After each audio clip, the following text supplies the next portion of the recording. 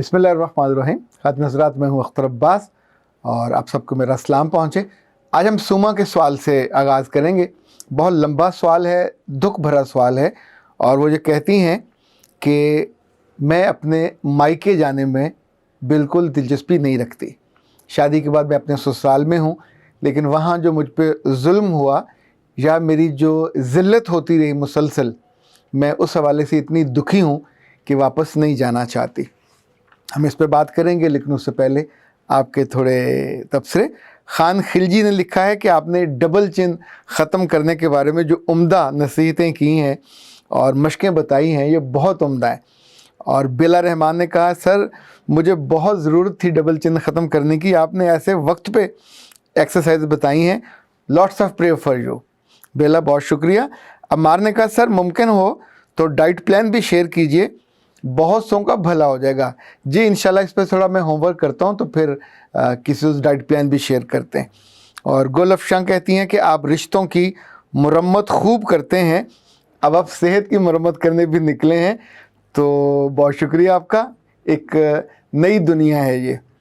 Marina ने लिखा कि आपने कुछ फिल्मों और ड्रामों की तारीफ़ की, मैंने वो देख ली हैं, क्योंकि आपने तारीफ़ की इसलिए मैंने देखी। मैंने ये पढ़ा था और सुना था कि इस्लाम में आँखों की हिफाजत का सख्ती से हुक्म है, इसलिए मैं फ़िल्में नहीं देखती थी कि नामहरम को ना देखना पड़े। प्लीज़ वजाहत करें, क्लैरिफाई करें कि क्या इस्लाम में ड्रामे जायज़ हैं, क्या इस्लाम में मूवीज़ जायज़ हैं। बेटा जी, पहली बात तो ये है कि चीज़ों को मिक्सअप ना किया करें। अल्लाह ने आपको जो अक्ल और फ़हम दी, हर चीज़ का अलग अलग खाना है। अब आपको आँखों की हिफाजत करने को कहा, तो ज़ाहिर मर्दों के लिए कहा होगा या मर्दों को ख़वातीन के लिए कहा। तो जहाँ जहाँ लाइव होंगी उनसे हिफाजत होगी ना, उनको आप घूरेंगे नहीं, उनको बुरी नीयत से नहीं देखेंगे, उनको शहवत की निगाह से नहीं देखेंगे, उनके लिए बुरे बुरे ख्याल दिल में नहीं लाएंगे। तो ये तो फ़िल्म नहीं आपको मजबूर करती, फ़िल्म तो तस्वीर है, एक कहानी है, जो करैक्टर्स चल रहे हैं और चले जाते हैं। ना आप उनको छू सकते हैं, ना उनसे बात कर सकते हैं। क्या आप आपके साथ आके बैठ जाते हैं? ऐसा तो नहीं होता। कहानी अलग चीज़ है, फ़िल्म अलग चीज़ है, ड्रामा अलग चीज़ है। ये आज की दुनिया की चीज़ें हैं, ये इस्लाम के ज़माने में जब इस्लाम आया था तो नहीं होती थी। अच्छा, इसमें अगर कोई शर है तो उस शर को अल्लाह ने आपको दिमाग दिया है, आपको आँखें दी हैं, उससे आप आइडेंटिफाई कर सकते हैं, उससे बच सकते हैं। कौन सी चीज़ ऐसी है जो आपके दिमाग में जबरन घुस जाए, आप उसे मना कर दें कि मैंने ये थॉट, ये ख्याल नहीं देखना। पर जब हम किसी फ़िल्म की बात करते हैं तो ये आज के ज़माने का मीडियम है, ये आज के ज़माने का टूल है। आप नहीं देखो, ओके, करोड़ों नहीं है, अरबों लोग देखते हैं। उनकी ज़िंदगी चूँकि जिस तौर पे चल रही है उस पर इम्पेक्ट होता है, लोगों की सोच बदलती है।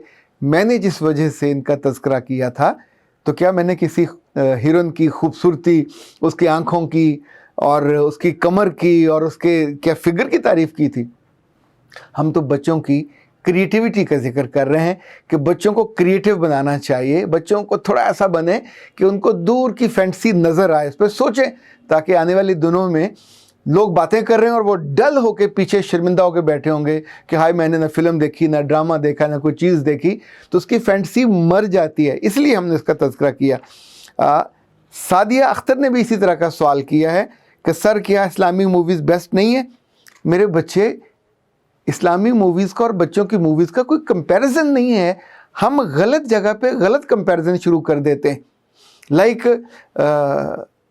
चले मैं मिसाल नहीं देता। अब ये बताइए, इस्लामी मूवीज़ से किसने मना किया? वैसे इस्लामी मूवीज़ कहाँ से आई हुई हैं? क्या मक्का मदीना से रिलीज़ हुई हैं?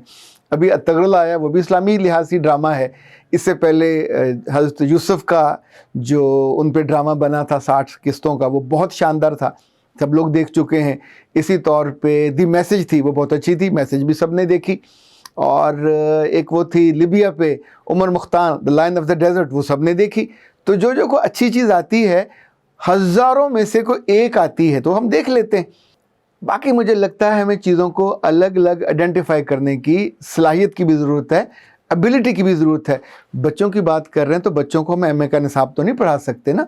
बच्चों को जब भी उनकी डेवलपमेंट हो रही होगी, एक ही वक्त में एक ही सब्जेक्ट सारी उम्र नहीं पढ़ाया जाता, 10 सब्जेक्ट हैं जो उनको पढ़ाए जाते हैं, तब जाके उनके जहन का जो नरिश होती है, उनकी नरिशमेंट होती है, वो परवान चढ़ते हैं। पौधे को पानी भी चाहिए होता है, खुराक भी चाहिए होती है, हवा भी चाहिए होती है, खाद भी चाहिए होती है, खुद गर्मी और सर्दी से बचाव भी चाहिए होता है। तो मेरा ख्याल है चीज़ों को हमें मिक्सअप नहीं करना चाहिए। वैसे मैं आपको दिलचस्प बात बताऊं, हम कैसे लोग हैं, हम अपने बच्चों को मगरबी तालीम दे रहे होते हैं, बिल्कुल खालिस दुनियावी तालीम, और तवक्को कर रहे होते हैं कि वो खालिस दीनी मिजाज के हाथ बांध के खड़े हों। मुअद्दब नहीं हो सकता ये। वो तालीम अपना काम करेगी और आपकी जो तालीम है घर की और तरबियत है वो अपना काम करेगी। घर की तरबियत और जो आप फीड करते हैं, जो देखें वहाँ पे एक ब्रीफिंग होती है, घर में आपको डीब्रीफ करना चाहिए अपने दीन के मुताबिक, अपनी वैल्यूज़ के मुताबिक। हर चीज़ को डिनाइल में या हर चीज़ को हलाल और हराम के चक्कर में पड़ेंगे तो बहुत मुश्किल हो जाती है। हराम के बारे में एक बात याद रखें, हराम सिर्फ वो चीज़ है जिसको अल्लाह रब्बुल इज़्ज़त ने ख़ुद हराम किया है, क्योंकि हराम को ना मानने के बाद जहन्नम वाजिब हो जाती है। तो कोई बंदा, कोई आदमी और कोई ग्रोह किसी चीज़ को हराम करार नहीं दे सकता। ये अल्लाह का इख्तियार है, उसी के ज़ुम्मे है, चूँकि इस पे जांच होनी है, ये तराजू है। इसलिए कभी किसी चीज़ के बारे में इतना आगे बढ़ के मुफ्ती नहीं बनना चाहिए। मुफ्ती भी किसी चीज़ को हलाल हराम करने का एबिलिटी या इख्तियार नहीं रखता, ये रब ने दिया ही नहीं है, अंबिया को नहीं दिया। जिन चीज़ों को अल्लाह ने हलाल किया, अगर किसी ने उससे एहतराज़ किया या अवॉइड किया तो अल्लाह ने बाकायदा कहा कि मैंने हलाल किया, आप इसे कैसे हराम कर सकते। तो मेरा ख्याल है बहुत सी चीज़ों के बारे में जब वो हो रही होती हैं, अभी आप वैसे ये बाय द वे इंटरनेट देख रहे हो तो क्या इसके बारे में आपने हलाल हराम का फतवा किसी से पूछा था? बस ज़रूरत है, एक टूल है, आप उसको देख रहे हो, अभी वीडियो देख रहे हो, मेरी बात सुन रहे हो, ये जो कैमरा हम यूज़ करते हैं, लाइटें यूज़ करते हैं, लाइक कोट पहना हुआ, टाई, तो क्या इसके बारे में एक एक चीज़ के बारे में हम क्यों परेशान होना चाहते हैं? ये ज़िंदगी है, ज़िंदगी पानी की तरह चल रही होती है, उसे वैसे चलने देना चाहिए। जो चीज़ आपको ठीक करनी चाहिए वो अपनी नीयत है, इन्नमल अमालु बिन्नियात, वो आपके अमाल हैं। और दो चीज़ें हैं जिनको आपको हमेशा रखना चाहिए ज़हन में, एक तो ये कि अल्लाह के हक़ किसी भी ज़िंदगी की चीज़ की वजह से वो गसब नहीं होना चाहिए, वो कम नहीं होना चाहिए। दूसरा, जो आपके आसपास लोग हैं, जो उनके हक़ हैं, आपके माँ बाप के, आपके बहन भाइयों के, आपके इज़्ज़ा व कारब के, आपके अदारों के जहाँ पे आप काम करते हैं, आपकी बीवी के, आपके बच्चों के, ये जो हुकूकुल इबाद हैं, ये कभी मामलात इनको ख़राब नहीं करना चाहिए। तीसरा, जो मर्ज़ी पढ़ें आप, पर आपके जो मामलात हैं, जो डीलिंग्स हैं, जो आपके वैल्यूज़ हैं, आपको सच्चा ही होना चाहिए, आपको बागैरत ही होना चाहिए, आपको हिम्मत वाला और बहादुर ही होना चाहिए, आपको मुहाफ़िज़ ही होना चाहिए, आपको लुटेरा नहीं होना चाहिए, आपको दिल फेंक भी नहीं होना चाहिए, आपको अपनी इज़्ज़त और असमत का मुहाफ़िज़ होना चाहिए। तो क्या कौन सी तालीम है जो आपसे ये कहेगी, या कौन सी फ़िल्म है जो आपसे ये कहेगी कि इन चीज़ों को छोड़ दो और इसके बिल्कुल बरक्स चलो? ज़िंदगी आपकी अपनी मजबूत वैल्यूज़ पे, मजबूत बिलीफ पे चलती है। ओके जी, अब आते हैं सुमा के सवाल पे। ये सवाल मैंने इसलिए मुंतखब किया कि इससे पहले भी मेरे पास कई बच्चियाँ आईं कि जिन्होंने रोते हुए ये कहा कि हमारा अपने घर में जाने को जी नहीं चाहता। इससे पहले एक केस आया था जिसका ख्याल था कि मेरी बहन बहुत ज़ालिम है, उसने उस घर में मेरा रहना, मेरे लिए ज़िंदगी गुजारना मुश्किल कर दिया। शी वॉज ए चीटर, वो साजिश करती थी, वो मेरे ख़िलाफ़ बातें करती थी ताकि मैं अपनी माँ बाप और रिश्तेदारों के दिल से और निगाहों से गिर जाऊँ, और मैं गिर गई। तो मैं उस घर में नहीं जाना चाहती। पर ये वाला जो मामला है सुमा का, सुमा ने लिखा, सर मेरा नाम कुलसूम है, इस वक्त नमाज फ़जर का वक्त है जब मैं आपको सुनकर लिखने बैठी हूँ। सिर्फ़ इतनी ख्वाहिश है कि मेरी बात पे ज़रूर सोचें, इसको कंसिडर ज़रूर कीजिए। मेरे दिल पे बहुत बोझ है, कोई दुआ नहीं निकलती। वालिद साहब इस दुनिया में नहीं रहे, लेकिन उन्होंने सारी उम्र मेरी ही भाभीयों के सामने इंसल्ट की और मेरी बेइज्जती का कोई मौका जाने नहीं दिया। वो शायद मेरे भाइयों को सुनाना चाहते थे या मेरी बहनों को सुनाना चाहते थे, लेकिन हदफ और टारगेट मैं बनती थी। मेरा नाम ले लेके मुझे सबके सामने जब वो बेइज्जत करते थे तो मेरी भाभियाँ खी खी करके हंसती थीं और मेरा जी चाहता था कि ज़मीन फट जाए और मैं उसके अंदर चली जाऊँ। फिर वालिद साहब फौत हो गए, सब लोग उनकी तारीफ़ करते हैं, पर मेरे होंठ उनकी तारीफ़ के लिए खुद नहीं खुलते। मेरी वालदा हयात हैं और मैं मायके नहीं जाती, जाने को दिल ही नहीं चाहता। महीनों बीत गए हैं पर दिल पे बहुत बोझ है, मैं क्या करूं? खातिन हज़रात, मैं सुमा को क्या जवाब दूं? उस प्यारी सी बेटी को जिसका दिल दुखा हुआ है, जिसके दिल पे, जिसकी रूह पे बहुत ज़ख्म है। میں نے سوچا میں کلثوم سے بات ہی نہیں کرتا، آپ سے بات کرتا ہوں، اس لیے کہ آپ میں سے بیشتر خواتین و حضرات وہ ہیں جو ماں بھی بن چکی ہیں یا باپ بن چکے ہیں۔ کچھ ایسے بھی ہوں گے جو نہ ابھی ماں بنے ہوں گے نہ باپ بنے ہوں گے۔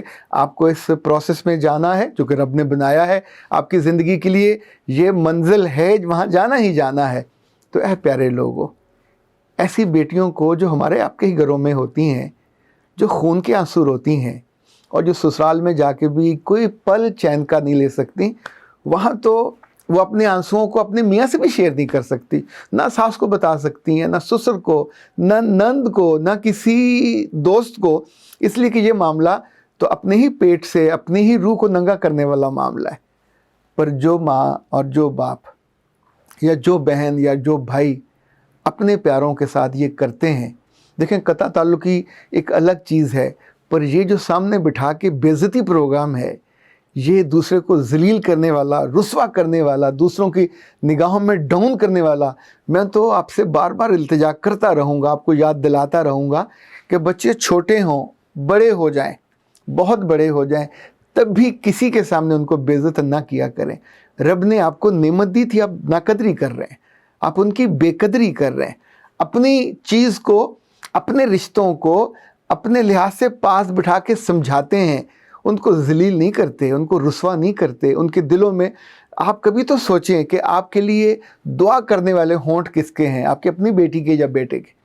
آپ کے لیے کون ہے جو خرچ کرے گا بعد میں؟ کون ہے جو قرآن پڑھے گا؟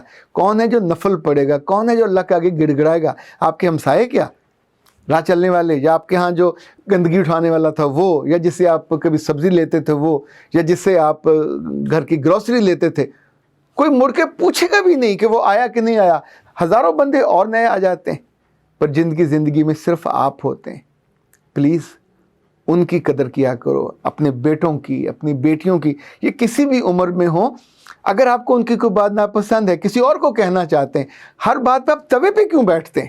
ہر بات پہ آپ غصے میں اگلے کو جھلسا کے کیوں رکھ دیتے ہیں؟ یعنی یہ جھلسانا نہ رب کو پسند ہے، نہ رب کے رسول کو پسند ہے۔ خود آپ کے بچے جس عذاب سے گزرتے ہیں، اگر میں دل لگتی بات کہوں تو ہر دوسرے تیسرے گھر میں جو بچے اور بچیاں گھروں سے بھاگتے ہیں، یا محبت، جھوٹی محبت کی تلاش میں کبھی کسی کے کندھے پہ سر رکھتے ہیں، کبھی کسی کے ساتھ جا کے وقت گزارتے ہیں، اگر ان کو یہ محبت کے پل اور محبت کے لفظ اپنی ماں سے اور اپنے باپ سے اور اپنے بہن بھائیوں سے گھر میں مل جائیں، گھر میں مخالف دشمنوں اور دشمن ملکوں جیسے جو حالات ہیں، ان کو کم کیجئے، ان کو روکیے، تاکہ آپ کے بچے آپ کو یاد کریں محبت سے، ان کا میکے واپس آنے کو کبھی کبھی جی چاہا کرے، وہ اپنی زندگی کی تنہا راتوں کو اور اداس راتوں کو آپ کے بارے میں سوچیں اور دعا کرنے کو ان کے ہاتھ نہ اٹھیں۔ اس سے زیادہ بدبختی اور بدقسمتی کیا ہو سکتی ہے؟ اختر عباس کو اجازت دیجیے۔ السلام علیکم۔